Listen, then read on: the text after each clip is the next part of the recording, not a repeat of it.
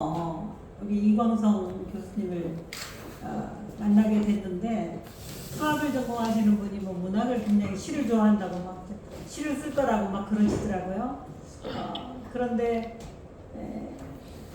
그때는 좀 자주 만나 뵀는데 만났을 때마다 너무나 대화가 유쾌하고 즐거웠습니다.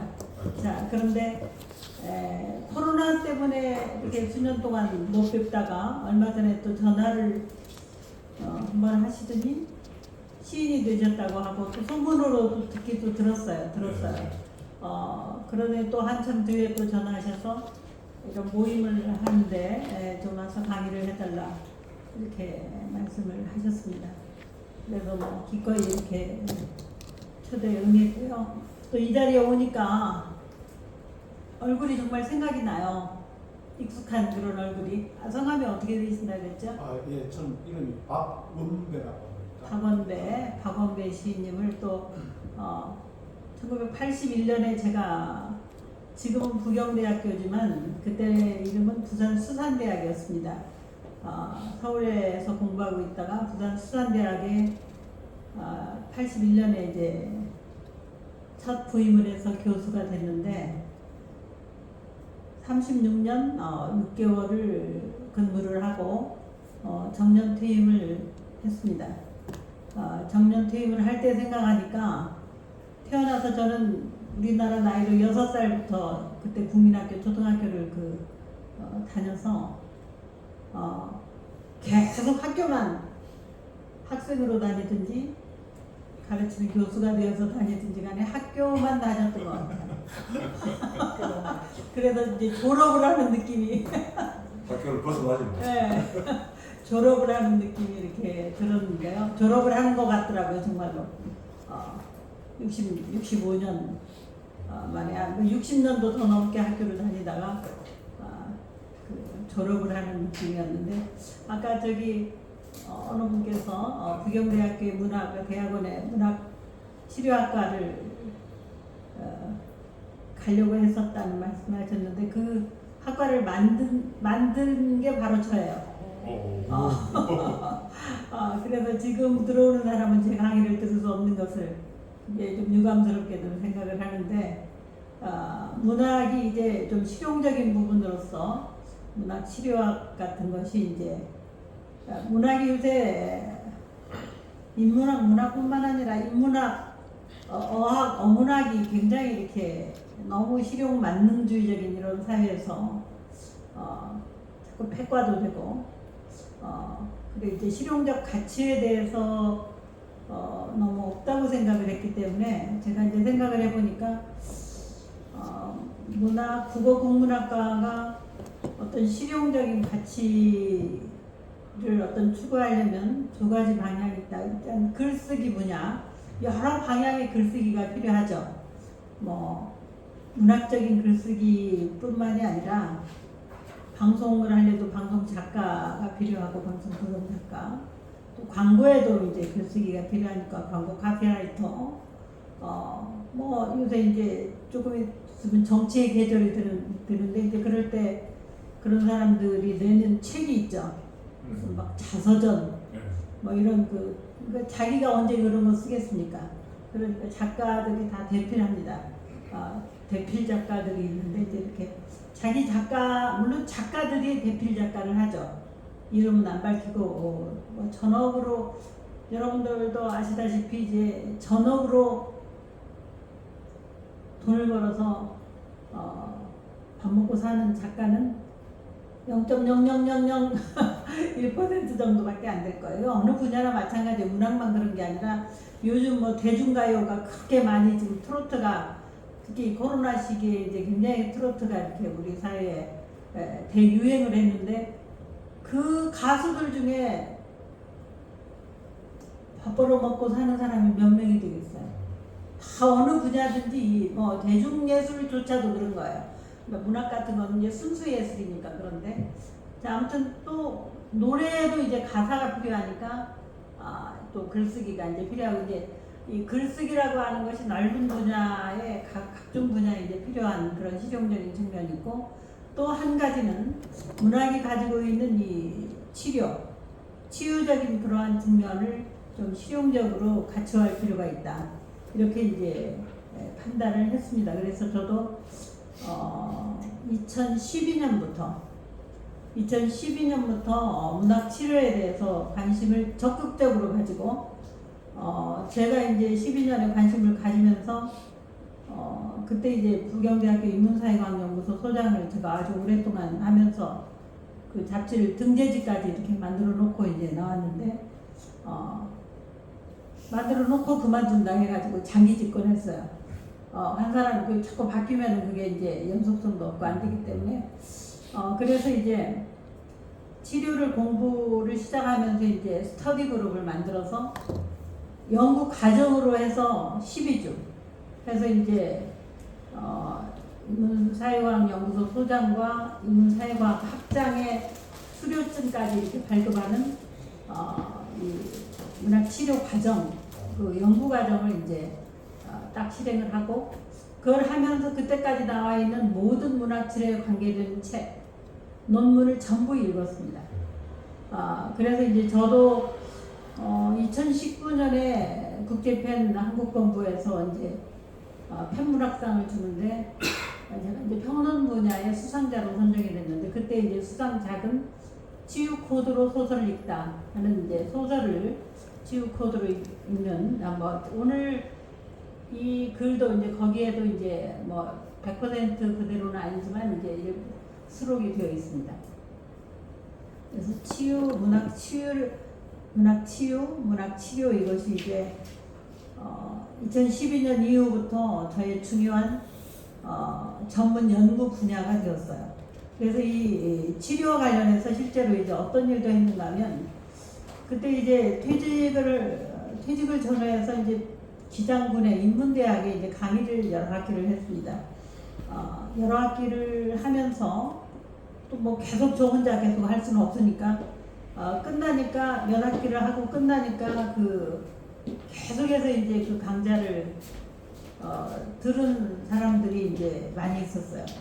제 강의가 끝난다고 하는 것을 굉장히 아쉽게 생각하고 강의를 어떻게 더 들을 수 없느냐고 군 관계자하고도 막 이야기를 하니까 그분들이 군에서 배달 강좌라고 하는 게 있으니까 그거를 활용해서 강의를 좀 만들어서 더 강의를 들으라 이렇게 해가지고 그 사람들하고는 이제 이쪽에서는 인문학 강좌를 주로 하는 부분에서 이제 문학 치료를 이제 부분으로 했지만 거기에서는 이제 시 치료라고 하는 것을 전문적으로 12주 과정을 가지고 시 치료를 실제로 했어요. 그런데 이제 그게 코로나 때문에 그 사람들을 이렇게 데리고 등단시키거나 하지는 못하고 이제 단절이 됐습니다. 단절이 됐는데 제가 그 12주에 거기에 대학을 나온 사람들도 이제 일부 있고 그렇지 못한 사람들도 있고 나이들도 좀 젊은 사람도 있었고 40대부터 젊은 사람도 있었고 70대까지 이렇게 나이 분포도 이제 굉장히 이제 이렇게 폭넓게 있었는데 전혀 이제 대학에서 문학을 가르치듯이 이론적으로 이미지, 메타포, 상징, 이런 식으로 해서 시 이론을 가지고 창작 이론을 가지고 가르치는 것이 아니고 문학 치료적인 방법으로 시를 가르쳤어요.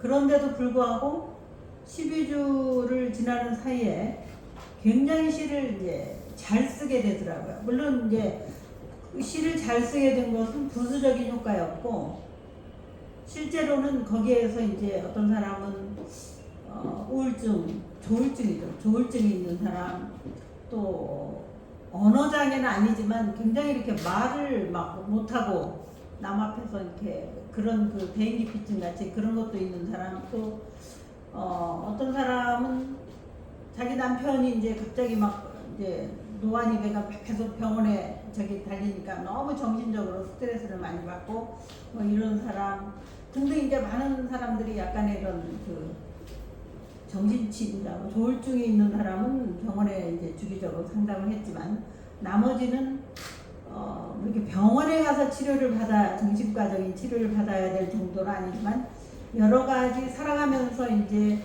크고 작은 스트레스를 굉장히 많이 받고 있는 그런 상황이었어요.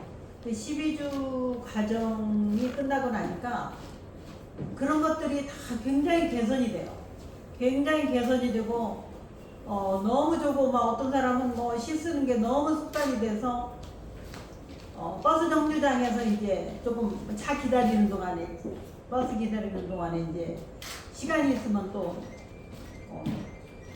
핸드폰에다가 메모를 해서 또 시를 쓰고 뭐 이렇게 굉장히 이렇게 씻는 거를 스트레스를 받지 않고 즐겁게 만드는 것이 아니라 그 시간을 충분히 즐기면서 놀이처럼 이렇게 씻기를 했기 때문에 효과도 좋았다고 생각이 되고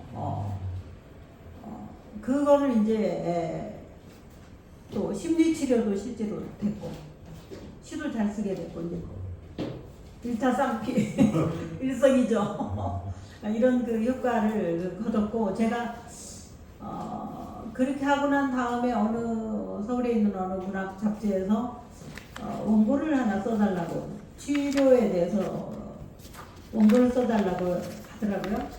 그래서 뭐 이론적으로 이렇게 서베이를 해서 주려고 생각을 하다가 그럴 게 아니라 나의 이 12주간의 기록을 하나의 글로써 하나의 논문처럼 사례 연구 케이스 스터디처럼 이론도 이렇게 앞뒤로 붙였지만은 그 과정이라도 어떻게 했는가 그 과정 또 실제 거기에서 나왔던 작품 이런 걸 인용하고 또 해석하고 이것이 어떤 심리적인 효과가 있는가 주었는가 이런 것들을 다 해설하는 글을 써서 그쪽에 이제 보냈습니다. 그 글도 아까 치유 코드로 소설을 읽다 거기에 다 수록이 되어 있습니다. 그러니까 관심 있는 분은 이제 그 책을 읽으시면 될 것 같고요. 오늘 이제 그러면 저도 이제 이 시간이 만약에 이제 오늘 말고 또 저에게 시간이 주어진다면 그 과정 제가 12주 문학치료, 시치료 그 과정을 어떻게 수행했는가 하는 것을 이제 보고 드리면 여러분들이 이제 시 쓰는데도 도움이 돼요. 도움이 되니까 그거를 이렇게 소개할 수 있는 기회가 오늘은 다 못합니다. 그래 오늘은 이제 어느 정도 이 문학치료라는 것이 무엇인가 하는 것을 여러분들에게 알려드리는 맛보기로 이렇게 하겠고요. 제가 이제 퇴직한 이후에 생각한 게 있습니다. 너무 이제 문자의 세계에서 벗어나서 이제 이미지의 세계 이제 제가 아까 화가로도 활동한다고 이런 이야기를 써놨는데 제가 유화를 1990년대 중반부터 이렇게 해가지고 유화 개인전을 2번을 했어요. 유화 개인전을 2번을 했고 그 다음에는 이제 또 2010년부터 사진의 입문을 해가지고 사진을 이렇게 쭉 찍어오고 지금 아까 소개해도 사진단체 중강의 회장을 지냈다 이렇게 돼 있는데 그런 걸 하면 저는 업적을 반드시 남깁니다. 아까 인문사회과학연구소 소장 하면서 등재지 만들기가 어려운 거 선생님은 학교에 계시니까 잘 아실 거예요.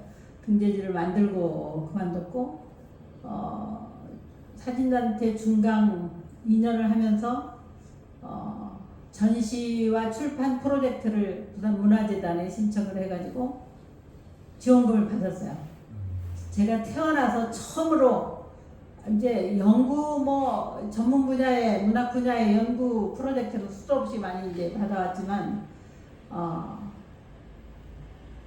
사진 프로젝트를 처음으로 써가지고 지원을 했는데 지원금을 받았어요. 그래서 이제 작년에 12월달에 그 지원금을 가지고 책도 엄청나게 두껍게 사진집을 냈고 또 전시도 화려하게 이렇게 열었습니다. 자 그러면 나중에 한번 시집 한번 드리니까 구경을 시켜드리면 제가 이제 사진도 찍고 사진도 찍는 게 이제 치유가 되죠. 요즘 이제 예술이 다 치유가 됩니다. 어느 때부터인가 우리 사회의 핵심적인 키워드의 하나가 힐링. 치료하면은 사람들이 치료라는 말은 조금 안 좋아해요. 왜냐면 치료하면은 병과 연결을 짓잖아요. 그죠? 그래서 병원에 가야 돼. 병원에 가서 나의 아픈 질병을 치료를 해야 된다고 생각하고, 그러나 이제 우리가 살아가면서 병원에 꼭 가기 직전, 임계 수치에 그 직전에 있는 그런 상태가 있잖아요. 그죠? 네. 병원에 아직 가면은 뭐 진단도 안 나오지만 그렇죠. 뭔가 스트레스가 심하게 되면 정신적으로 아프고 힘들고 불편하고 뭐 이런 그 어떤 상태, 그런 상태를 치유해주는, 이제 그것이 예술 또 뭐 좋은 음악을 듣는다든지 또 좋은 영화를 본다든지 또 좋은 문학 작품을 읽는다든지 이렇게 이제 하나의 감상의 차원에서 어떤 치유를 받을 수가 있습니다. 근데 이제 문학 치료는, 이걸 토대로 해서 제가 말씀을 드리겠어요. 그냥 이거를 뭐 똑같이 읽고 그럴 필요는 없고요. 문학 치료는 아까 지금까지 감상의 차원에서 뭔가 내가 치유에 도움을 받는다는 거. 자, 문학 작품을 통해서도 남의 시를 읽으면서, 이제 장르 중에서 오늘 여기 시인들 많이 계시니까 대표 장르로 그냥 시라고 하겠습니다. 그래서 한영훈의 시를 읽고, 윤동주의 시를 읽고, 이혜인 수녀님의 시를 읽고, 요즘 제일 인기 있는 시인은 누구예요? 여러분들에게 인기 있는 시인? 나태주. 네. 너무 짧고 쉽게 시를 쓰는 분이죠. 나태주의 시를 읽고, 어떤 위안, 뭐 휴식, 뭐 이런 거를 이제 받을 수가 있을 거예요. 어떤 마음의 여유, 뭐 이런 거. 그건 이제 거기까지는 문학 치료가 아니에요. 거기까지는 독서 치료입니다. 독서 치료. 근데 문학 치료가 되려면 남의 글을 읽고 뭔가 위안을 얻고 휴식을 얻고 어떤 치유, 힐링이 되는 그런 상태까지는 독서 치료. 자, 문학 치료가 되기 위해서는 글쓰기가 동반돼야 돼요. 자기의 글쓰기. 남의 작품을 읽는 것으로 끝나서는 안 되고 자기가 쓰는 것을 통해서 자, 아까 남에게 뭐 도움을 주는 그런 시를, 치유를 할 수 있는 그런 시를 쓰고 싶다 이렇게 말씀을 하셨는데, 바람직한 목표 설정으로는 이제 그게 좋죠. 그러나 1차적으로는 자기도 치유가 안 되면 글이 남에게 가서 치유가 될 리가 만무하잖아요. 1차적인 목표는 자기의 치유입니다. 자기의 치유. 그래서 글쓰기가 동반되어야만 그것이 문학치료다. 자, 그렇게 이제 문학치료에 대해서 이해를 하시면 되겠고요.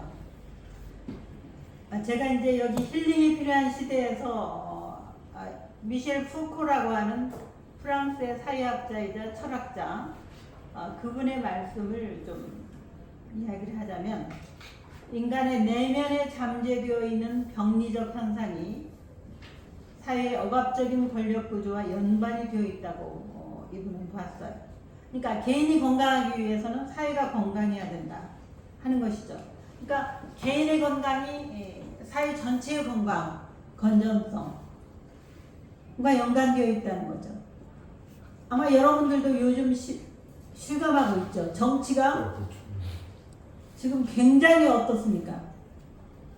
우리가 뭐 후쿠시마 오염수 뭐 그런 관계도 있고, 굉장히 지금 사회적인 갈등이 이제 극심하고, 정치가 그것을 해소하기보다는 갈등을 서로 부추기고, 나는 정치가 늘 없어져 버렸으면 좋겠어. 통합을 위해서, 치유를 위해서 정치를 하는 것이 아니라 분열과 갈등을 통해서 자기네들의 이익을 극대화하기 위한 정치를 하고 있잖아요. 자, 그렇기 때문에 국민이 불편한 거야, 국민이. 우리 개인이 불편하잖아요, 도대체. 그런 뉴스 안 본다는 사람도 너무나 많고, 뭐 차라리 왜 그래요? 지금 사회가 건강하지 못하기 때문에 개인이 행복하지 못한 그런 상황 속에서 우리가 그 놓여져 있다는 것을 보면은 이 미셸 푸코의 이분이 굉장히 그 개인의 삶의 사회 구조적인 폭력이 얼마나 영향을 깊게 미치는가를 지금 이야기한 것입니다. 자, 우리가 지금 이제 사회적 건강과 개인의 건강의 문제를 이야기했는데, 우리가 아프면 다 병원에 가서 치료를 받는데 종교도 예술도 문학도 뭔가 이 건강하지 않은 사회에 어떤 일정한 역할을 해야 된다. 자, 그렇다면 문학도 그런데 이제 종교도 이런 역할을 못해요. 맨날 정치 데모에 나와서 뭐 으쌰으쌰하고 뭐 성직자들이 나와서 으쌰으쌰하고 그러니까 문학도 이런 어떤 인간의 내면을 치유하고 안정과 성숙으로 이끌 임무를 문학이 가지고 있다. 이제 문학 치료학이라고 하는 것이 학문적으로 구성된 것은 그렇게 얼마 안 됐어요. 최근 학문입니다. 하도 이렇게 실용적으로 나가라고 하니까 아마 이렇게 한 것 같은데, 사실은 문학 치료를 하는 사람은 문학하는 사람들도 아니에요. 상관없는 사람들이 문학하는 경우가 많더라고요. 그래서 그리고 정작 국문과의 교수, 뭐 영문과 교수, 뭐 등등 이런 사람들은 문학 치료학을 잘 모르는 경우가 있어요. 저처럼 그냥 이 세상 돌아가는데 너무나 민감하게 촉이 잘 발달돼가지고 이런 사람은 알아서 막 자기가 알아서 공부합니다. 누가 강요 안 해요. 근데 이제 왜 문학 교수들은 여기에 관심이 없는가 하면 자기가 대학원 때 뭐 석사과정, 박사과정 때 논문 쓰고 이것만 평생 하고 있는 거예요. 세상이 어떻게 바뀌고 있는지, 세상이 문학에 대해서 무엇을 요구하고 있는지를 몰라요. 관심도 없어요. 왜냐면 그런데 관심 없고 자기 맨날 하던 거 똑같이 대학원 때 배우던 거 그 노트 가지고 와서 또 강의하고, 뭐 안 그런 분도 많이 계시겠지만 뭐 그래도 월급 잘 주니까 그래가지고 세상이 이렇게, 그러니까 상아탑, 뭐 우골탑이라고 하잖아요. 상아탑이라고 하는 우골탑이라고. 그래서 이렇게 특히 이제 인문학이나 이런 쪽에서 뭐 옛날 고전이나 읽고 그래가지고 이게 될 일이 아니에요. 우리 학교에 이제 저도 이제 그 클래스에 한 학기를 다닌 적이 있어요. 이제 역사학과 교수님 한 분이 한문을 굉장히 잘하세요. 그래가지고 이제 그 강좌가 무료 강좌로 아주 그냥 오래오래 지금도 아마 계속하고 있을 거예요. 10년도 더 넘게 계속하고 있고 유명한 강좌가 있어요. 그 교수님 한 분이 하는. 그래서 하도 그 강좌가 유명하다고 그래서 이제 저도 어느 날 한번 가서 들었어요. 그때 뭘 가지고 했더라. 제가 한 학기를 꼬박꼬박 졸면서 듣다가 그만뒀습니다. 이제 중국의 고전이죠. 뭐 노노 맹자 뭐 이런 거 뭐 대학을 했나 뭐를 했나 아무튼. 그래서 내가 선생님 다음 학기에 시경 정도를 하면, 시경은 이제 공자님이 시에 대해서 쓴 거거든요. 시경이라든가 좋은 한시 모음집 이런 거 가지고 이거 번역해서 하는 거 하면 내가 하겠다. 그거 좀 하자. 그러니까 역사학과 교수니까 그런 데 관심이 없어요. 절대 안 해요. 그 강좌를 들어보니까 3개의 키워드밖에 없어요. 3개의 키워드가 뭐냐? 국가에는 충성하고, 부모에는 효도하고, 그 다음에 한 가지 뭐겠어요? 아니 3가지라니까. 여성은 남편에게 순종하고 정절을 지키고, 3가지 충효열이에요. 열려놨다고 하잖아요. 충효열 3가지 가치.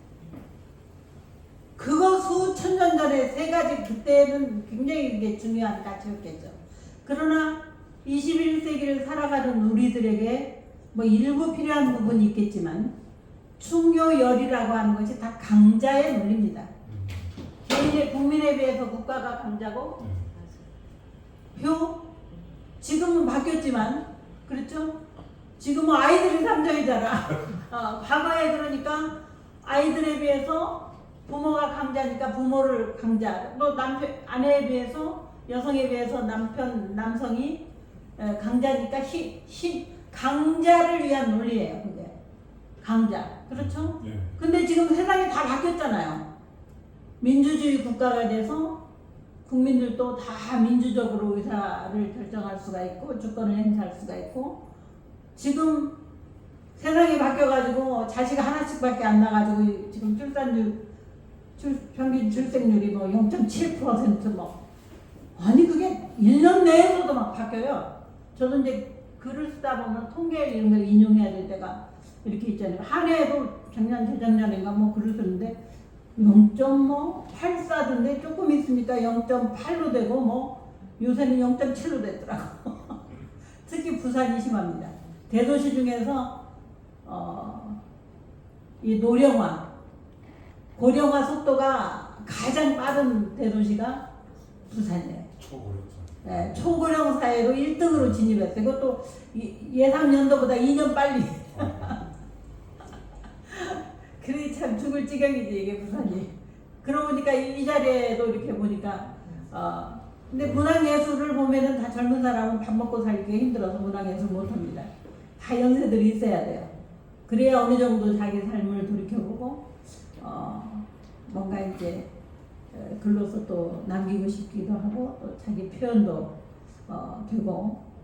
근데 우리가 그 여기 그 교훈과 쾌락이라는 이야기도 했습니다만 우리가 예술을 왜 하는가? 1차적으로 자기 표현 본능을 인간이 가지고 있다는 거예요. 자기 표현 본능을 가진 존재라는 거죠. 우리가 자기 표현이라고 하니까 뭐 그럼 예술가들만 하느냐? 우리가 매일매일 어제 입던 옷을 오늘 똑같이 입지는 않잖아요. 옷 입는 것도 하나의 표현이고 예술적인 것은 아니지만 누군가 대화를 하는 것도 하나의 표현이죠. 헤어스타일도 아까 이발을 하셨다고 하는데 헤어스타일도 하나의 자기 표현이잖아요. 그죠? 근데 외면적인 표현이죠. 자, 어떤 운동화를 살 것인가. 그것도 물론 가격 면에서도 이제 그 생각을 하지만 자기 마음에 든다는 게 뭐 일종의 자기 표현이거든요. 그래서 모든 그런 것들이 이제 외면적인으로 우리가 하는 것도 뭐 자기 표현인데 이제 내면을 표현하는 거. 인간은 자기 표현 본능이 있다. 제가 이제 요새 손주를 뒤늦게 이제 저도 결혼 늦었고 우리 아들도 결혼 늦었고 또 요새 애들은 멘탈이 약해서 그러는 식당 다니면서 임신이 안 되더라고. 그러니까 다 막 멀쩡한 애들이 건강상 문제가 없어요. 안 생겨. 그러니까 가서 시험관하게 하니까 그 쌍둥이 다둥이들이 그래 요새 많이 나온다고 하는 쌍둥이 손녀딸이 생겼어요. 그래가지고 이 아직 돌이 안 됐어요. 돌이 안 됐는데 와, 이 애들도 자기 표현을 엄청나게 잘해. 말도 못하는데 애기들 키워보셔서 잘 아시는데 약간 예술적인 표현적으로 자기 표현도 벌써 돼요. 우리 그 둘째 손녀딸이 내가 일찍이 소리를 지르는데 한 6초 이상 하더라고. 걔가 그래서 얘는 음악을 잘할 것이다 했더니 아니라 다를까 조금 더 이제 노래하고 뭐 지금 아직 그 단계는 안 되지만 음악에 대해서 아주 그냥 자기 뭐 외할머니가 하모니카를 불어주니까 그걸 맞춰서 이렇게 하기 시작하더니 이제 자기 아빠 친구가 와서 기타를 쳐주니까 또 그 앞에 떠나질 않아. 소파에 앉아있는데 지금 이제 이렇게 붙들고 서 있는 그런 단계거든요. 그 앞에 꼭 붙들고 있어가지고는 계속 그러더니 요새 K-팝의 슈퍼샤인이라는 노래 아십니까? 그거는 이제 들으면 이제 또 이렇게 하는 거 슈퍼샤인. 그러더니 무슨 보자회 같은 거 들고 이제 뭐 자기가 막 소리를 지르면서 이제 그게 그냥 소리가 아니에요. 리듬이 있더라고. 용아리하고 달라요. 그래서 막 이렇게 이제 하는 거예요. 제가 이제 그거를 보더라도 인간이 본능이다 이게. 자기 표현 그래서 예술론에서도 자기 표현 본능이라고 이야기했어요.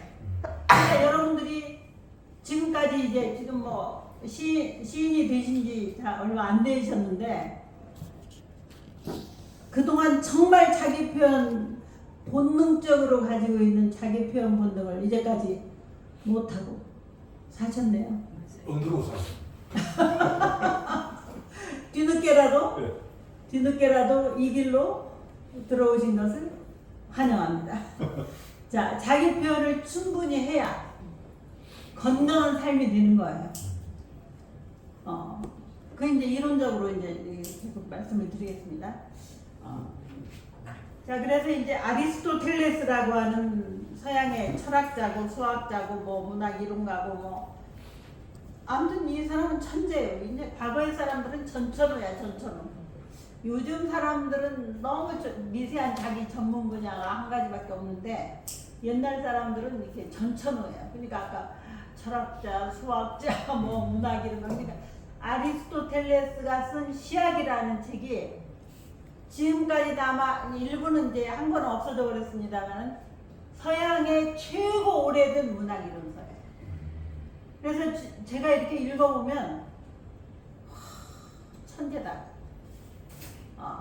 어떻게 그러니까 이런 거예요. 천재가 한 명이 나오면 그 뒤에 이제 그거를 딱 해석하는 홍보학자들이 해설가, 뭐 한문으로 치면 홍보학자, 해설가, 그런 사람들이 또 잘 생겨서 뭐 그 말은 뜻이 뭐다 이렇게 지금 성경도 그렇잖아요. 예수님이 옛날에 뭐라 말씀한 성경에 적혀있으면 계속 그 신학자들이 나와서 그거를 막 해석하고 있잖아요. 근데 예수 같은 인물은 안 나오죠. 그러니까 천재가 한번 나오면은 천재를 해석하기에 바빠야 돼. 그 제자들이 수없이 나와가지고. 근데 이제 아리스토텔레스의 후계자들이 아직까지 이제 있는 거죠. 그래서 이제 이분이 시학이라는 책에서 비극이 관객에게 불러일으키는 효과를 공포와 연민을 통한 카타르시스다. 이렇게 이제 이야기를 했어요. 그러니까 이제 그 다음부터 카타르시스에 대한 해석이 또 분분한 거야. 카타르시스가 뭐냐? 여기 제가 뭐 어디 보면 뒤에 뭐 정화, 순화, 뭐 배설, 뭐 등등 여러 가지 의미로 해석된다고. 배설, 순화, 정화. 뭐 그것뿐만 아니라 이것이 심리적인 카타르시스냐, 뭐 인지적인 측면이 가미되어 있느냐, 뭐 아직도 해석이 분분해. 아직도 해석이 분분한데 여기서 아무튼 해석이 분분하거나 말거나 그 사람들은 그 철학자들이 이제 밥 먹고 살기 위해서 해야 될 일이고. 자, 우리는 자 이때 왜 비극이냐? 이때 비극은 여러분들이 문학이라고 해석해도 돼요. 그때는 히랍 비극이 최고의 예술이었어요. 그래서 그 무대에서 이제 비극을 본 관객들이 공포를 느끼고, 비극이니까 거기에 공포도 있고 또 사람도 죽고 뭐 그렇게 되면 이제 그거에 대해서 연민을 느끼죠. 그러니까 그걸 대리 체험하는 거예요. 대리 체험함으로써 카타르시스를 느낀다. 그래서 심리적으로 그것이 정화가 된다, 순화가 된다. 그거를 이제 뒤에 프로이드라고 하는 정신분석학자는 배설, 정화, 순화 이런 말 대신에 승화라는 말을 썼습니다. 승화가 이제 뭐냐면 우리가 예술이 주는 효과예요. 승화. 그러니까 승화는 뭐냐면 우리가 억압되어 있는 것들. 프로이드의 이론 자체는 어떻게 되어 있는가 하면 질병이 왜 프로이드는 아주 또 정신분석학의 아버지, 이 사람도 천재입니다. 정신분석학의 아버지, 대부예요. 대부고 지금까지 정신분석학은 전부 프로이드의 이론을 해석하거나 조금 바꾸거나 조금 뭐 표현만 달리 말하거나 아직도 줄줄이 있어요. 줄줄이 사탕으로 계속 그 계보가 있어요.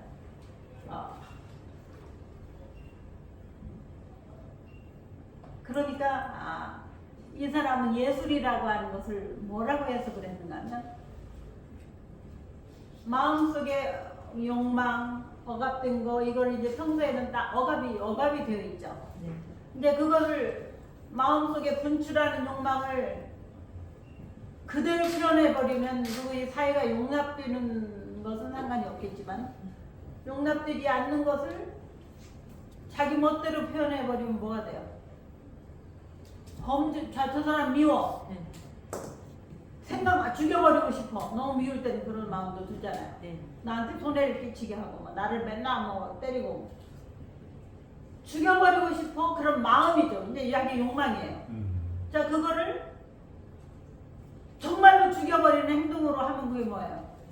범죄가 되는 거잖아요. 그러니까 자, 그러나 그것을 하나의 죽이고 싶은 그 미움, 그거 또 분노, 억울하게 내가 왜 당해야 돼? 이런 분노를 하나의 작품으로 시로 써서 사회가 용납하는 방식으로 하면은 그게 승화라는 거죠. 근데 우리가 어떻게 분노를 느끼고 억울하다고 다 표현하고 살겠어요? 내가 약자인데. 몰라, 윤석열 대통령도 내가 하고 싶은 대로 다 하고 사시는지 모르지만 온갖 유튜브들이 나와서 날마다 욕하잖아. 자, 그래서 프로이드는 승화, 아리스토텔레스는 카타르시스. 자, 이렇게 이제 말을 했습니다.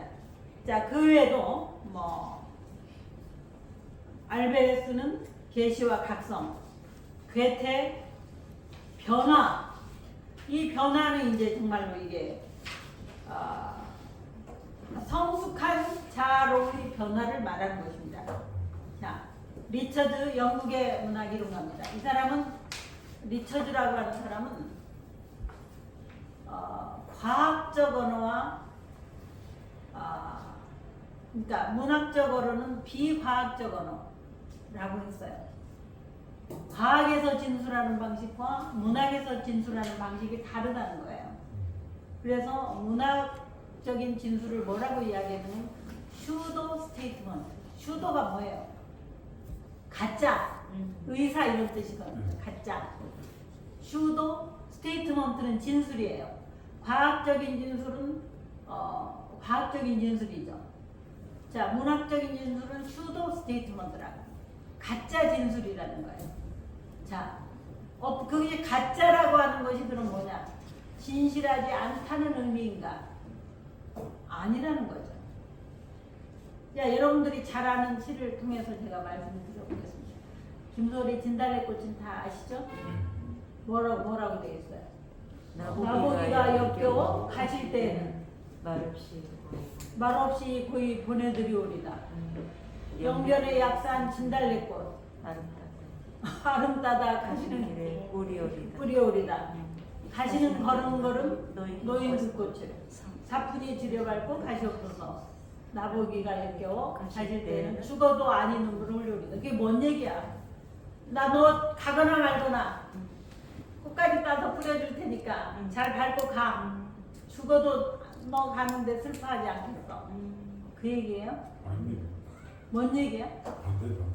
반대. 그러니까 그게 슈도 스테이트먼트인 거예요. 그죠? 네.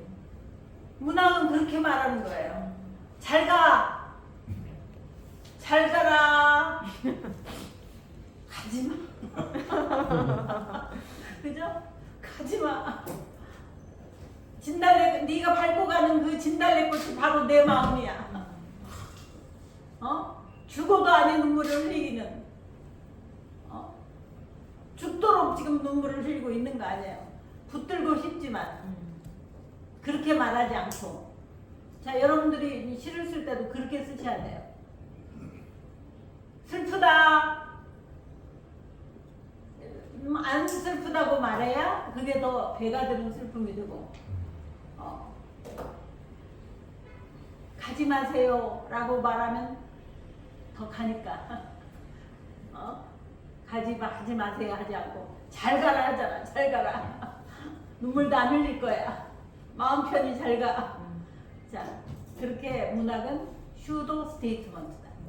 자, 그런 거를 이야기한 사람이 바로 리처즈예요. 진달래꽃 가지고 말하지는 않았습니다. 슈도 스테이트먼트라는 말에 대한 재해석인 거죠. 네.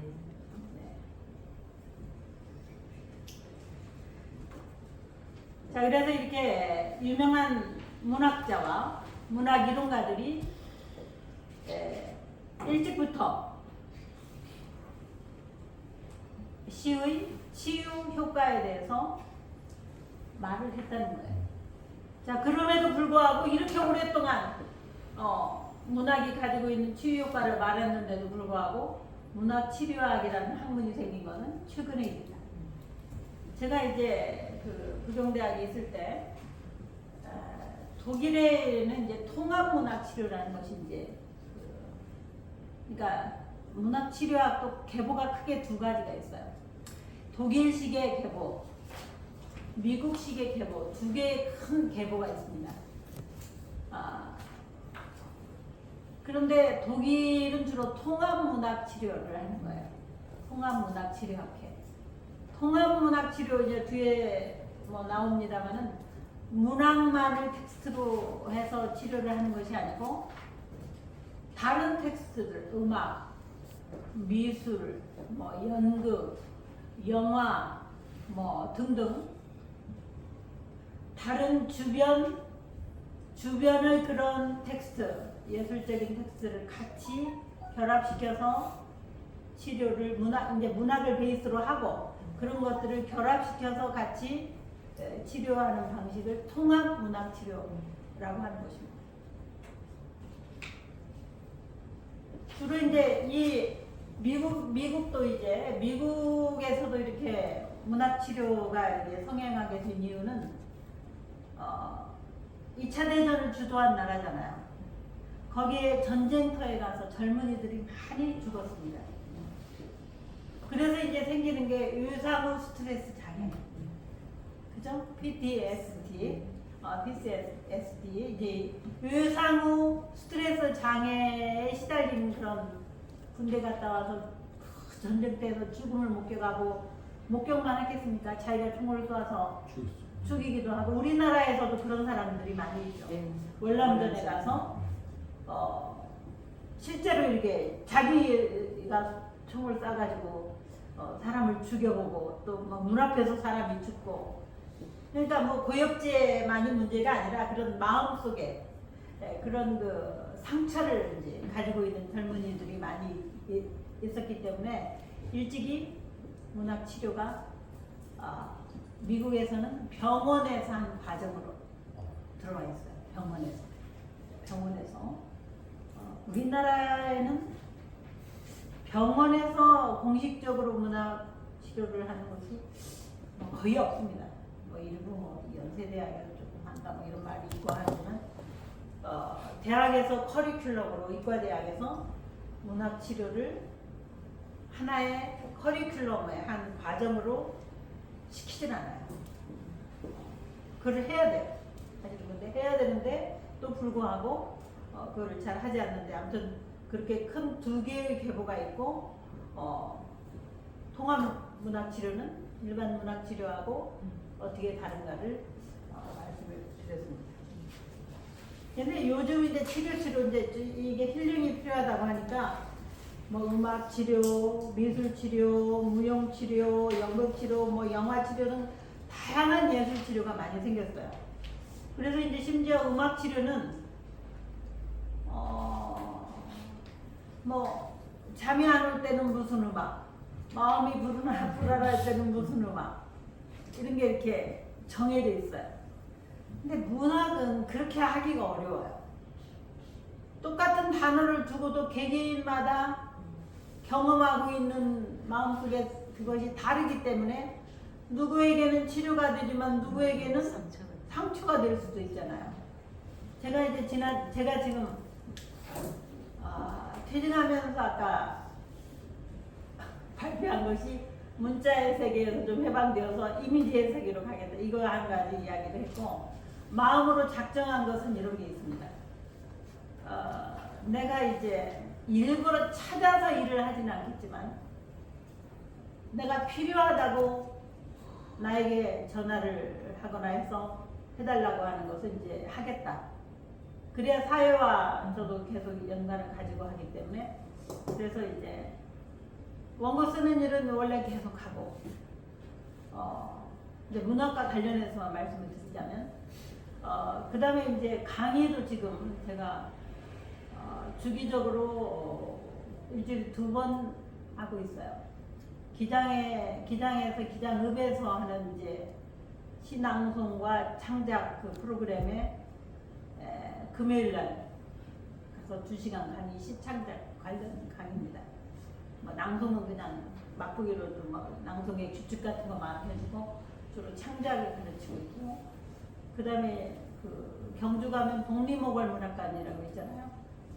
그 문예 창작대학이 유명하잖아요. 그 굉장히 권위가 있고 뭐 전국에서 다 이렇게 부산에서도 많이 가고 전국에서도 서울에서도 오고 뭐 전국적으로 유명한데, 거기에 이제 토요일 날 거기 가서는 이제 수필을 강의합니다. 수필. 그래서 기초반이 있고, 그러니까 요 심화반이 있어요. 심화반은 전부 등단한 작가들이에요. 근데 등단한 작가들이 자기 연수를 위해서라기보다는 등단을 어떻게 하기는 했지만은 자신이 없어요. 혼자서 글 쓰는 게 자신이 없어요. 그래서 거기 계속 다녀요. 그냥 계속 다녀. 그러니까 기초반은 작가가 되기 위해서 다니는 거고, 심화반은 이제 이름은 다른 이름이 이제 하나는 수필 창작반, 하나 수필 뭐 크루즈반 이렇게 이름이 이제 명칭은 다릅니다만 내용인즉슨 작가가 된 사람이 계속 자기 연말을 위해서 이제 창작을 실전에서 이제 배우기 위해서 이렇게 다니는 것인데, 그래서 이제 강의를 이틀 규칙적으로 이제 그렇게 하고 있습니다.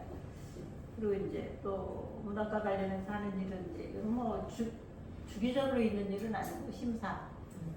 오늘도 뭐 한 박스 와 있어요. 심사, 유명한 문학상 그 심사에서 아이고 시를 좀 심사하도록 해주세요. 그랬더니 소설을 보냈더라고요.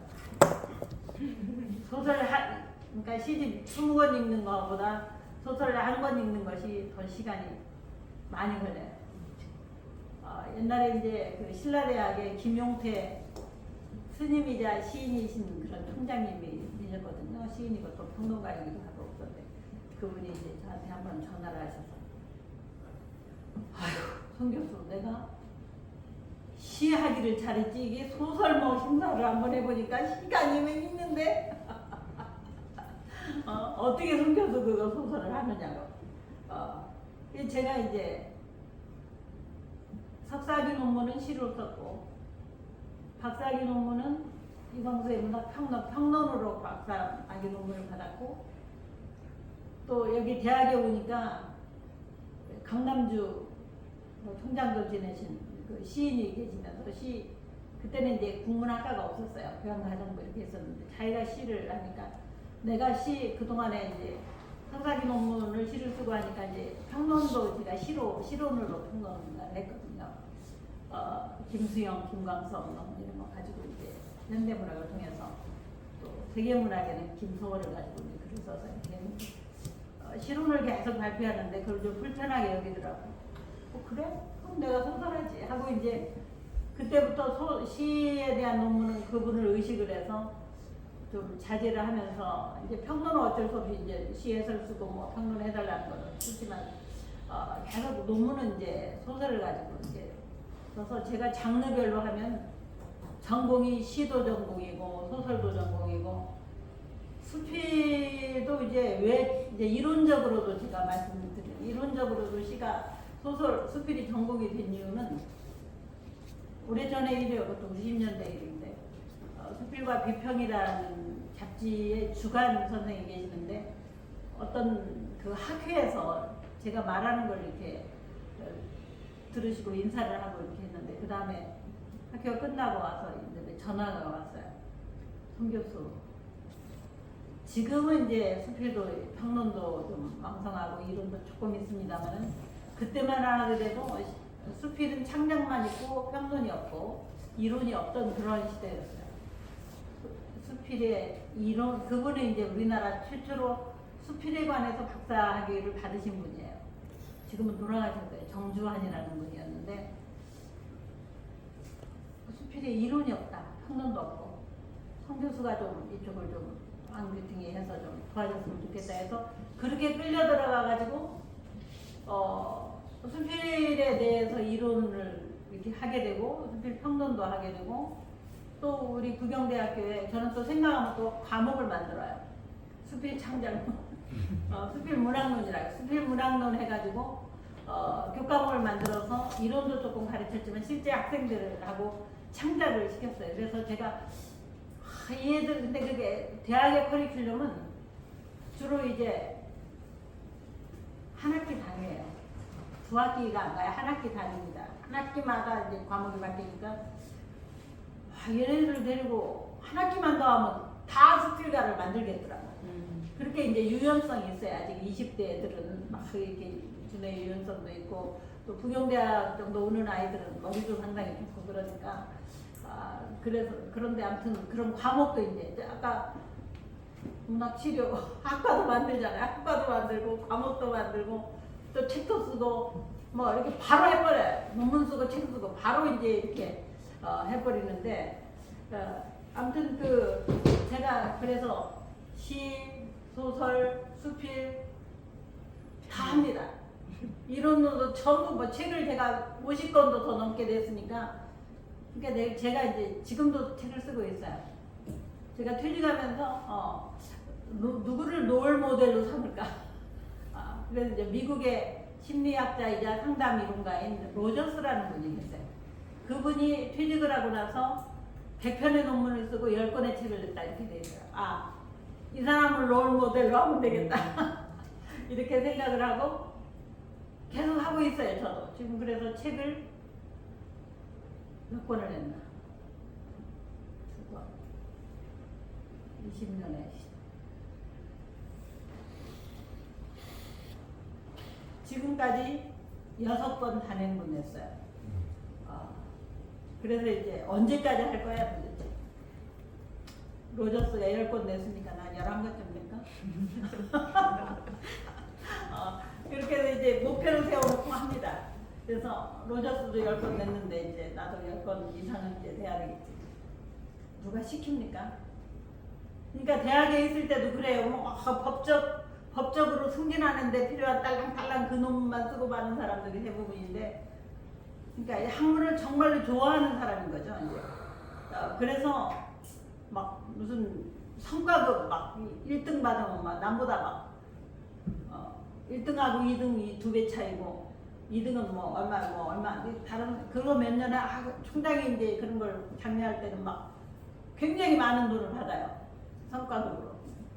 그것들 다 싫어하니까 총장 바뀌니까 뭐 별 차이가 없이 해놨더라고. 별 차이가 없이. 그러거나 말거나 그거를 위해서 하는 건 아니었기 때문에 누가 시켰냐고 도대체. 퇴직한 다음에는 누가 시키냐고. 아무 뭐 그냥 룰루랄라 뭐 여행 다니고 즐겁게 놀면 될 텐데 계속 그렇게 하고 있어가지고 이제 그 주위의 교수들이 그때 그랬어요. 퇴직하고 나서도 논문 쓰고 책 쓸 사람 분명히, 퇴직하고 나서도 어디 가서 강연하고 다닐 사람 분명히 정말 그렇게 하고 있어요 지금.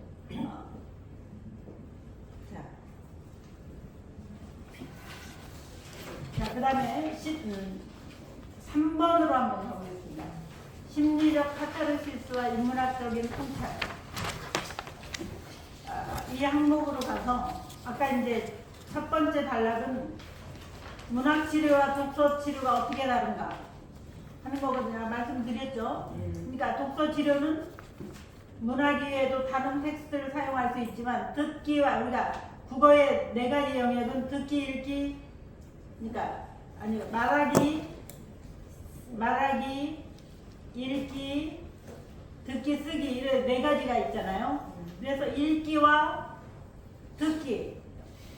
자, 뿐만 아니라 말하기에 그러니까 듣기와 읽기 등의 수동적인 방법에 의존하는 것이 독서 치료. 자, 문학 치료는 문학 작품을 텍스트로 사용하며 읽기와 듣기뿐만 아니라 말하기와 쓰기의 능동적 방법까지 통합한 치료. 그것이 문학 치료.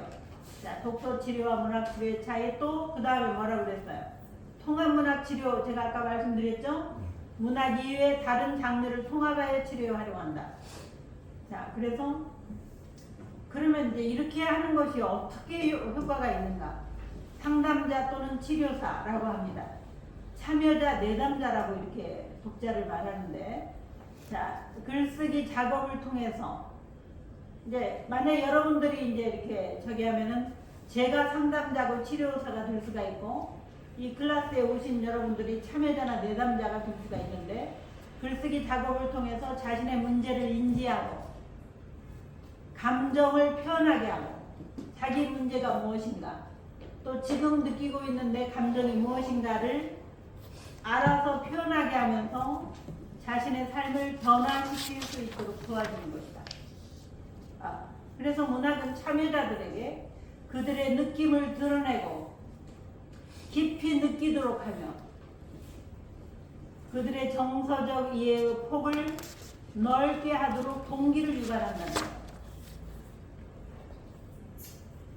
자, 그래서 문학치료는 아까 아리스토텔레스가 카타르시스를 이야기했는데 심리적 카타르시스만이 아니라 무의식이나 억압된 감정에 접근하게 하고 이건 이제 프로이드적인 해석이에요. 여기부터는 그와 관련된 감정을 드러내어 의미의 형상화가 가능하게 만든다는 점에서 정신분석적이다.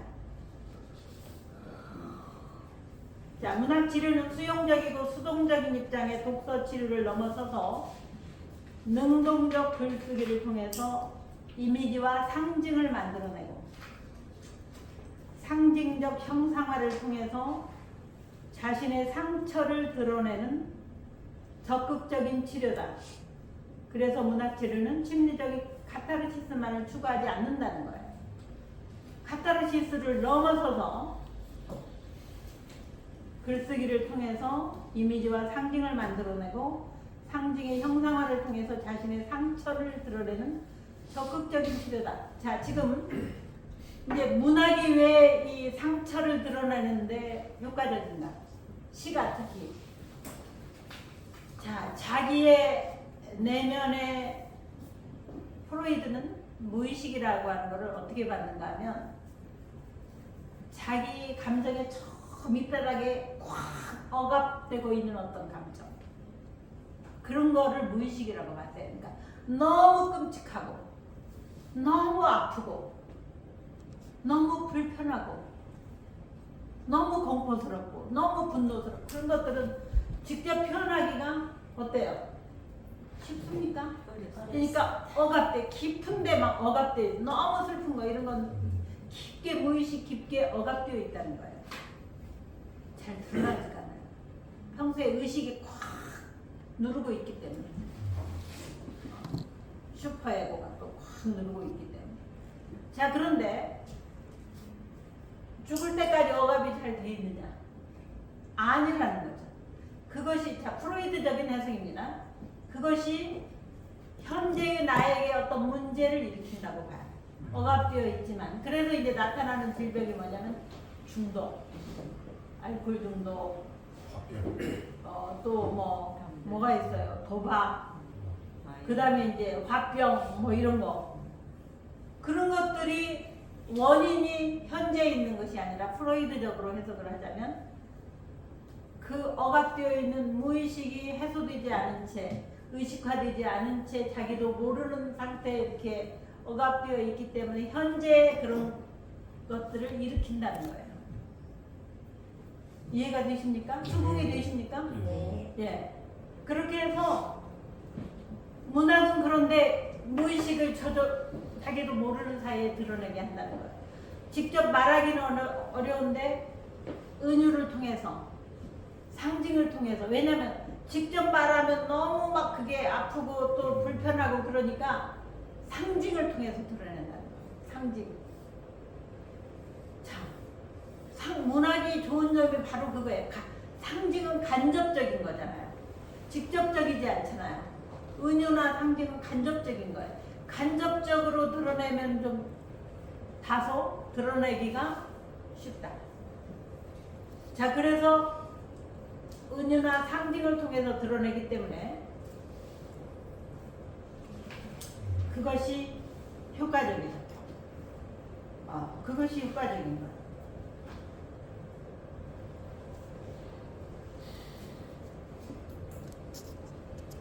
자, 그런데 이제 저는 이제 어떤 측면이 이제 또 한 가지가 있다고 생각을 하면, 문학은 예술이면서 인문학이잖아요. 네. 두 가지 측면이 있어요. 문학은 예술의 한 장르이면서 인문학의 한 분야다. 자, 그래서 인문학이 추구하는 것은 삶에 대한 어떤 깨달음을 우리로 하여금 갖게 하는 건데, 통찰을 하게 하는 거죠. 그래서 다른 예술 장르가 이게 문자가 가지고 있는 특징이라고 봐요. 뭐 음악을 듣는다고 해서 그 우리를 위안을 시켜주지만 물론 때로 깨달음도 조금 줄 수 있겠죠. 그러나 인지적인 깨달음하고 굉장히 이제 문자를 통한 인지적인 깨달음하고는 차원이 달라요. 음악이 주는 효과라든가 이런 것들은. 근데 문자를 통해서 읽으면서 우리는 생각을 하잖아요.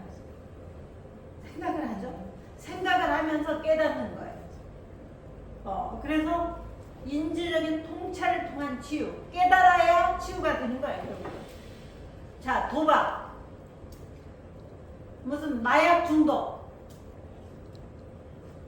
야, 내가 마약을 만들어서 내가 순간적으로 어떤 쾌락의 클라이막스를 맛볼지 모르지만 갈수록 더 강한 약을 투약을 해야 되고, 그것이 일시적인 거고, 자기 삶을 결국은 쾌락의 클라이막스가 아니라 점점 더 황폐하게 만든다는 사실을 깨달아야 그걸 그만두죠.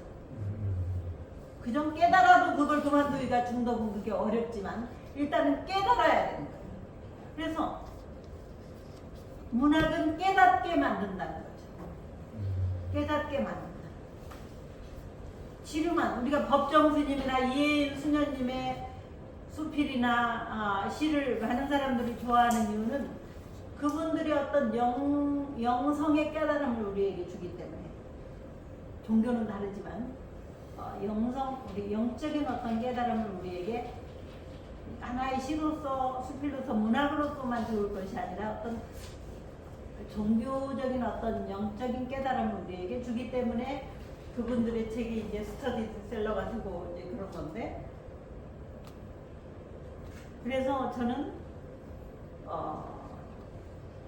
이것을 일종의 지성적 카타르시스라고도 할 수 있을지 모르겠지만, 인문학으로서의 문학은, 자, 예술로서의 문학은 감성적 치유를 담당하고, 인문학으로서의 문학은 인지적 깨달음, 또는 그것이 윤리적인 것일 수도 있죠.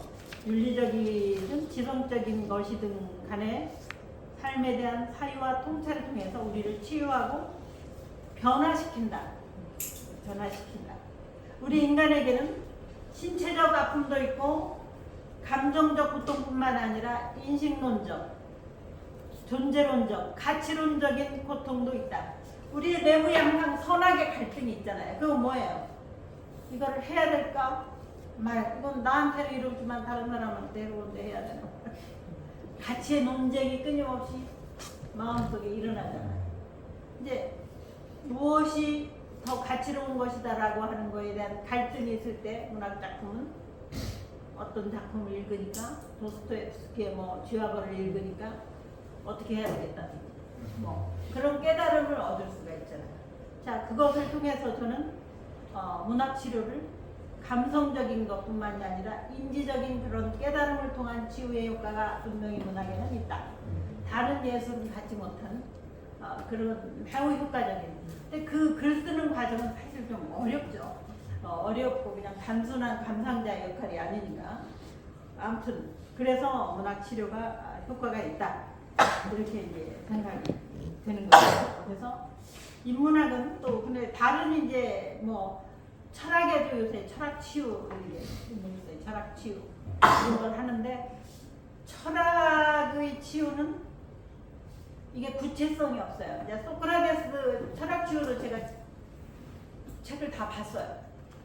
철학 치유가 뭔가. 저 모르는 분야는 빨리 책을 읽어서 다 알아야 보기 쉬워라니. 참을 수가 없어. 그래서 거기는 소크라테스의 대화, 제자와 소크라테스가 대화를 하면서 스스로 자기 어리석음을 이제 깨닫게 만드는 게 이제 대화적인 치료죠. 근데 이제 철학적인 대화를 하는 거예요. 근데 문학은 그런 철학적이고 그런 논쟁이 아니라 어떻게 해요? 구체적인 삶을 사람들의 인간의 삶을 줌으로써 훨씬 더 구체성이 있는 거죠. 그래서 알기가 쉬운 거예요. 깨달음의 과정으로 가는 것이 종교나 철학보다 철학에서 어렵게 막 현대 철학은 정말로 어렵습니다. 그래서 물어봤어요. 야, 너네들 왜 이렇게 알아듣지도 못하고 너들만 아는 말로 이렇게 철학을 하는 거야? 야, 이렇게 우리 얼마나 공부하는데 힘들고 하는게 어렵게 말해놔야 대중들이 어려워야 자기네들 우러러본다나 어쩌나 이게 말도 안 되는 소리를 하고 있더라고. 그러니까 점점 더 철학가 다 없어지잖아. 제일 먼저 없어지잖아. 그죠? 철학가 제일 먼저 없어져. 필요 없다고 생각하는 거지. 우리 윤석열 대통령은 인문학은 뭐 대학에 필요 없다고 하대. 아무튼 그래서 구체성을 갖지 못한 철학보다 여기 철학을 하시는 분도 계시는지 모르겠지만 문학이 치료에도 구체성 때문에 강점으로 작용을 할 수 있다는 거죠. 자, 그 다음에 누구를 어떻게 치료할 것인가.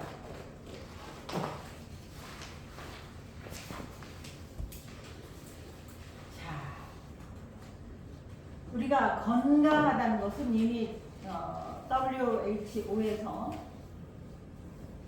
질병과 허약으로부터 벗어난 상태만을 일컫는 것이 아니라 신체적, 정신적, 사회적으로 온전히 만족스러운 상태에 있는 것을 가리킨다. 자, 질병으로 우리가 건강한 삶을 영위하기 위해서는 질병으로부터 벗어나야 할 뿐만 아니라 신체적, 정신적, 사회적으로 충분히 만족스럽고 행복한 상태가 되어야 한다. 이렇게 이제 볼 수가 있어요.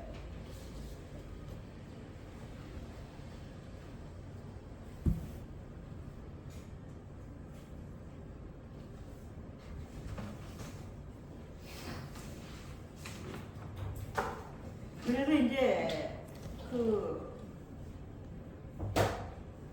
건강한 생활 우리가 의식주에 뭐 문제가 없고 건강한 삶이라고 하는 거죠. 또 젊은이들이 일하고 싶을 때 일할 수 있어야 되고, 그죠? 그래야 일을 할 수 있어야 의식주가 뭐 만들어지니까. 그러니까 이게 그렇게 이제 만족스러운 상태가 되어야 되고, 일할 수 있을 때 일해야 되고, 또 나이 들어서 힘들어서 일하기 어려우면 일을 안 할 자유도 있어야 되죠. 근데 우리나라는 지금 청년 실업률이 세계에서 제일 높고, 또 대신에 노인 취업이 높아. 뭔 소리예요, 그게? 노인 취업은 청년 일자리 없는 거는 또 그렇다 치고, 노인 취업률이 높은 이유는 뭐예요? 사회복지제도가 잘 안 돼서 국민연금제도 중간에 만들고 뭐 아무 연금도 없고 기초연금 나오는 것밖에 없고, 그러니까 노인이 되어서 힘들어도 계속 일해야 먹고 살 수가 있으니까 그런 거죠. 그래도 노인 취업이 뭐 자기 실현을 위해서 사회활동을 위해서 하는 게 아니고 그것 때문에 이제 높은데, 자, 여기 페촐트라는 사람이 있습니다. 자, 페촐트는 독일 사람이에요. 자, 페촐트는 인간이 정체성을 위한 5가지 기둥을 가지고 있을 때 건강한데, 이 중에서 2가지 이상이 미약할 때 심리적인 문제가 발생한다. 이렇게 봤어요. 자, 5가지 기준 중에서 여러분들 잘 들으세요. 본인이 몇 가지인가, 몇 가지 문제가 있는가 한번 잘 세워보시기 바랍니다. 1번 육체성, 건강, 외모, 역동성, 성적 정체성에 뭔가 좀 자기가 문제가 있다고 생각되는 이 분야에서 그 다음에 두 번째 사회적 네트워크, 공존, 친구, 친척, 뭔가 사회적 네트워크가 원활하게 잘 돌아가고 있는가. 세 번, 일이나 능력, 여가가 잘 되고 있는가. 4번, 물질적 상황, 경제적 상황이라든가 집이라든가 미래에 대한 전망면에서 문제가 없는가. 5가지 가치적인 면에서 3. 규범 이상 신뢰.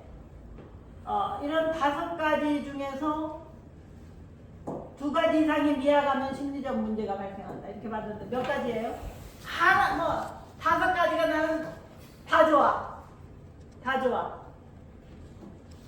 한 가지만 좀 문제가 있어.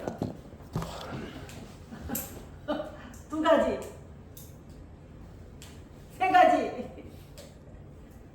4가지. 5가지. 자기 표현들을 너무 안 하시네. 너무 자기 은폐적이야. 자기 은폐적이야. 문화 치료가 필요한 사람. 예, 그러니까 이게 자기를 드러내는데 자기를 안 드러내면 지금 아까 말했잖아요. 안 드러내면 뭐가 된다? 병이 된다. 아프다. 네, 아프다. 네, 그런 거예요. 자, 아무튼 문화치료는 이 가운데 미약한 부분을 정신적으로 채워주는 역할을 하는 것이다. 자, 뭘 치료하냐 이제 이런 거예요. 자, 이런 부분에서 뭔가 심리적인 문제가 발생할 때 그 부분, 그런 부분을 채워주는 역할을 한다.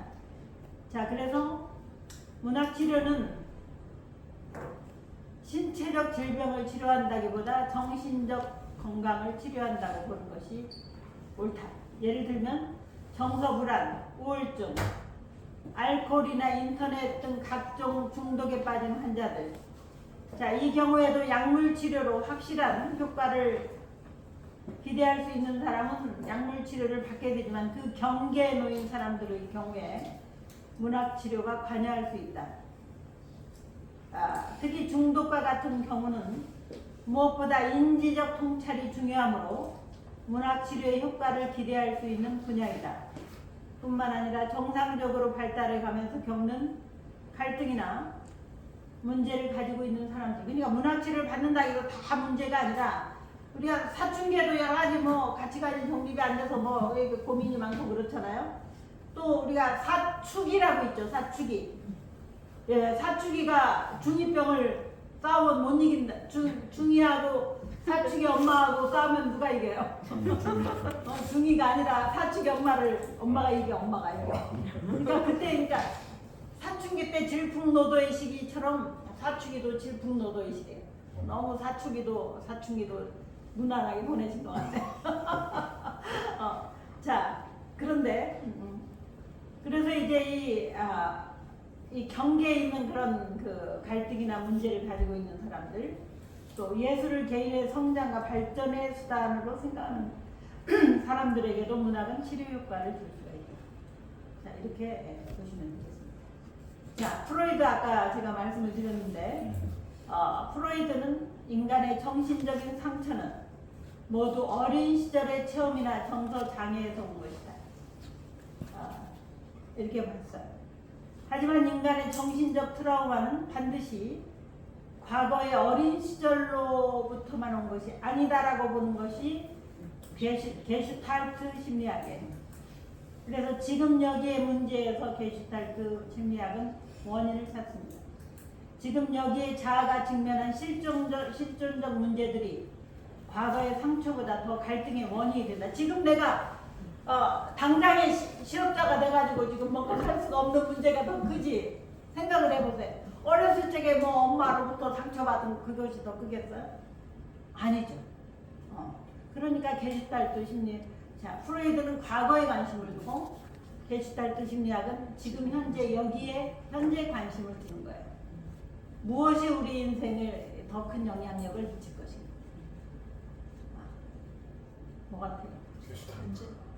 학자들이 그렇게 다 다른 거야. 이게 이 얘기를 프로이드만 알고 있을 때는 그런가 싶은데 게슈탈트 말을 듣고 보니까 지금 이게 문제지. 지금 당장에 지금 전세 요새 전세 사기에 걸려가지고 지금 돈 다 자살하는 사람들 막 생기잖아요.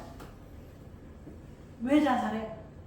과거의 상처 때문에가 아니고 지금 현재 내가 맞닥뜨리고 있는 그 문제가 해결이 안 돼서 자살하잖아요. 맞아요.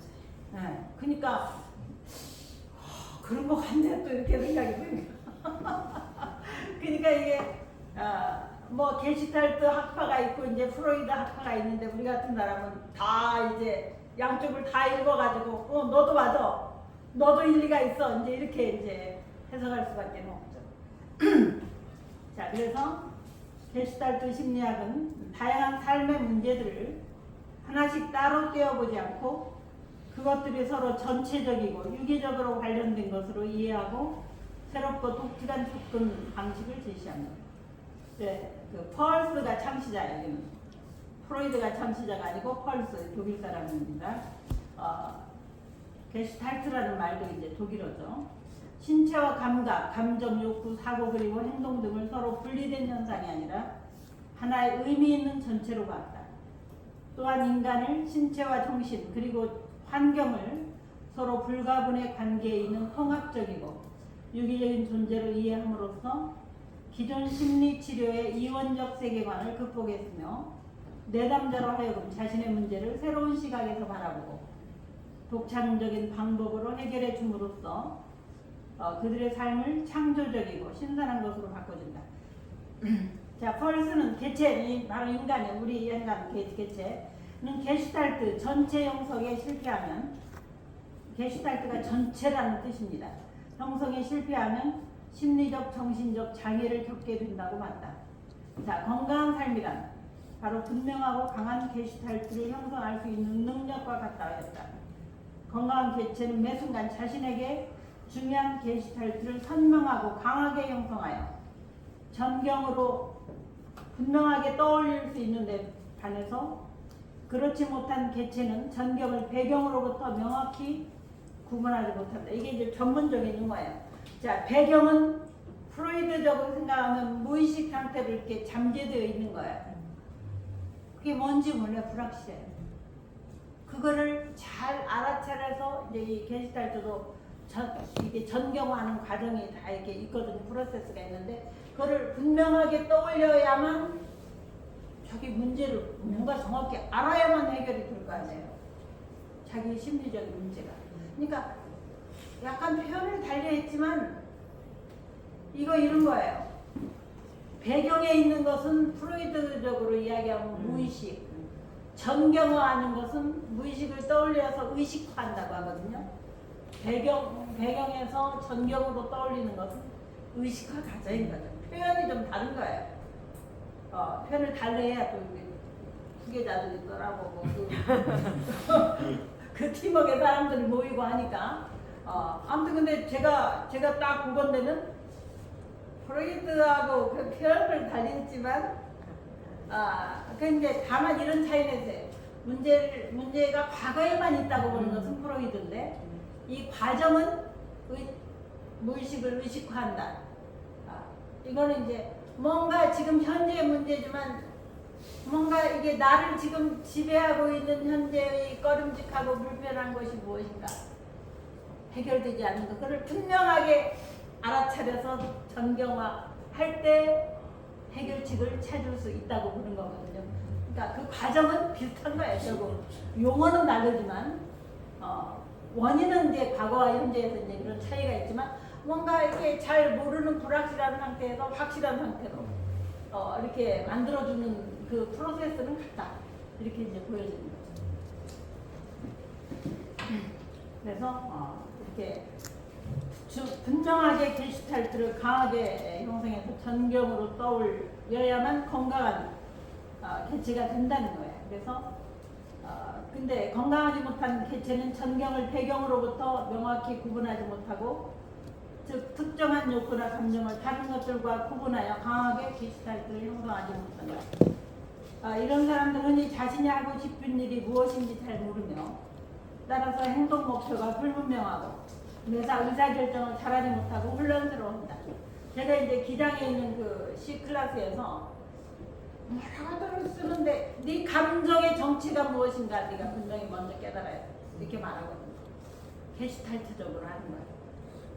잘 몰라요. 감정을 표현한다고 하는데 그러니까 어떤 사람은 자기 어머니 지금 요양병원에 가 계시는 어머니에 대한 거 이렇게 시를 썼어요. 근데 정확히 어머니에 대해서 슬픈 건지 자기 뭐 어머니의 옷장을 정리하면서 쓰는 건데 그 일이 귀찮은 건지 귀찮아하는 자신이 뭔가 좀 민망스러운 건지 뭔가 불확실한 거야. 이렇게 왔다 갔다 하는 거예요. 그래서 네 감정의 정체에 충실해라 이런 말을 했는데 뭔가 이렇게 마음속에 있는 동안에 불확실한 거죠. 네. 그럴 때가 많아요 우리 인간이. 어중간한 때. 그렇지. 매 순간 사실 그런 순간들이 많잖아요. 자, 그래서 게슈탈트를 분명하게 형성할 수 있어야 된다. 그 얘기를 게슈탈트 심리학을 하고 있습니다. 자, 게슈탈트 심리학의 관점에서 볼 때 문학치료의 글쓰기 과정은 내담자가 자신의 몸과 마음이 진정으로 원하는 것이 무엇인지 알아차리게 도와주고 그것을 스스로 해결할 수 있게 해주는 역할을 한다. 작품을 읽거나 쓰는 행위는 참여자가 자신의 삶과 관련된 주제를 발견하거나 삶의 본원적인 문제에 대해서 사유할 수 있게 해주는 거예요.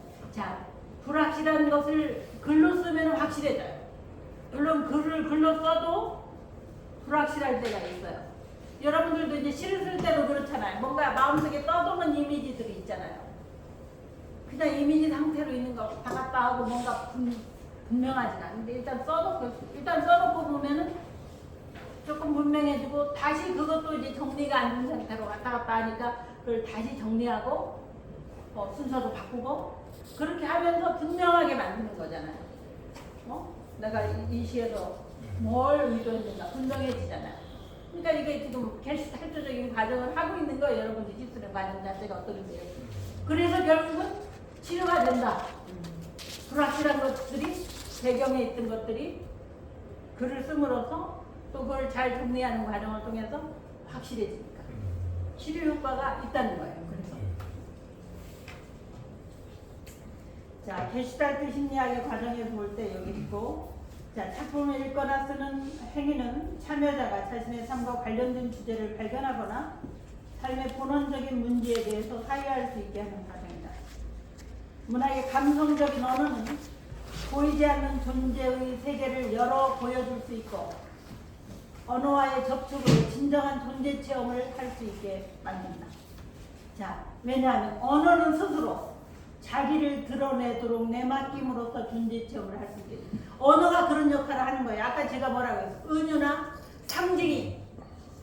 은유나 상징을 통해서 자, 왜 진달래 꽃이 선택되었는가? 왜? 붉은색이니까. 짓밟으면 색깔이 더 진해지니까. 흰 장미가 아니에요. 자기도 모르는 사이에 진달래 꽃을 선택했지만 그것이 스스로 그 언어가 자기의 그 상처 입은 이별을 하기 싫은 그 마음을 드러낸 거예요. 여러분들 그런 언어를 잘 찾으셔야 됩니다. 나의 이 마음을 숨기고 있는 이 마음을 잘 드러낼 수 있는 은유, 상징을 잘 찾아라. 자, 언어의 내맡김은 언어 자체가 유의를 하며 우리에게 그 존재를 드러내주고 그렇게 하여 쓴 글은 내담자가 자신도 모르고 있던 세계를 스스로 발견해 나갈 수 있는 계기를 제공한다. 문학치료는 참여자 내담자 같은 말입니다. 하여금 일상적 언어, 이성적 언어의 오염된 세계로부터 자, 잠시 벗어나 좀 더 본원적인 감성 언어의 세계에 귀 기울임으로써 존재 상실의 위기를 극복하게 하고 실존적 체험의 세계로 나아가는 기회를 제공합니다. 자, 한 편의 시를 다 완성하게 나면 어때요? 꼭 완성에 대한 기쁨도 물론 있지만 그거 이상의 것들이 바로 이런 것들이 뭔가 내 마음속에 불확실한 거 떠돌던 것들이 분명해지면서 그것이 카타르시스를 준다는 거예요. 완성의 기쁨도 물론 있지만 그거 이상의 어떤 것이 있는 바로 그게 문학 치료 효과가 있었던 거죠.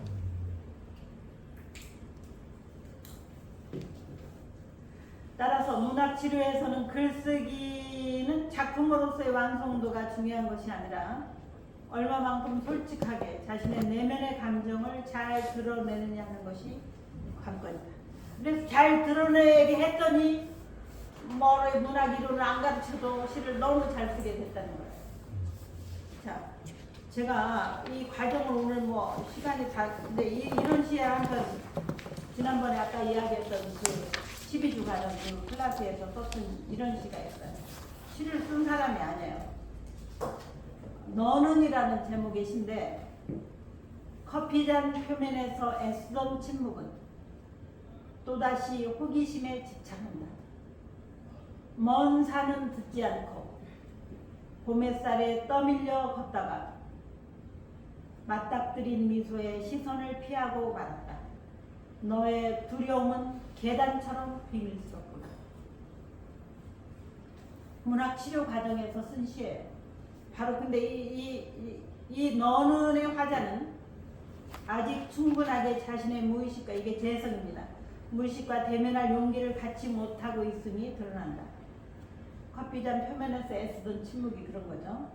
왜냐하면 침묵의 상태에서 호기심에 집착하거나 봄 햇살에 떠밀려 걷다가도 맞닥뜨린 미소에 시선을 피하고 있기 때문에 아직은 내면의 깊은 무의식과 직면할 수 없는 의식의 두려움, 즉 저항, 이걸 저항이라고 하는데 저항이 남아있습니다. 하지만 애쓰던 침묵은 어느새 호기심으로 바뀔지 모르고 저항과 검열을 벗어나 비밀스러운 계단을 내려가 보고 싶은 욕망으로 늘 출렁거리고 있다. 심리적 저항이 머지않아 자연스럽게 풀릴 것으로 예측된다. 여기서 너라는 대상은 타인이 아니라 바로 나 자신. 이렇게 시는 대상을 명시적으로 드러내지 않고도 참여자의 문제를 우회로를 통해서 객관적 거리를 두고 탐색할 수 있게 함으로써 치유에 이르게 한다. 자, 다시 한번 읽어보겠습니다. 이 해석을 듣고 나면 좀 더 해석이 잘 될 거예요. 커피잔 표면에서 애쓰던 침묵은 또다시 호기심에 집착한다. 침묵하고 끝내는 것이 아니라 호기심에 집착한다. 그래서 먼 산은 듣지 않고 봄 햇살에 떠밀려 걷다 뭔가 이렇게 걸어보고 그러나 다시 또 맞닥뜨린 미소에 시선을 피하고 말한다. 너의 두려움은 계단처럼 비밀스럽다. 이렇게. 시잘 적었네. 시도 아니고 그 클래스에서 이렇게 거의 즉흥기처럼 쓴 거예요. 자, 오늘 제가 다른 시간이 너무 많이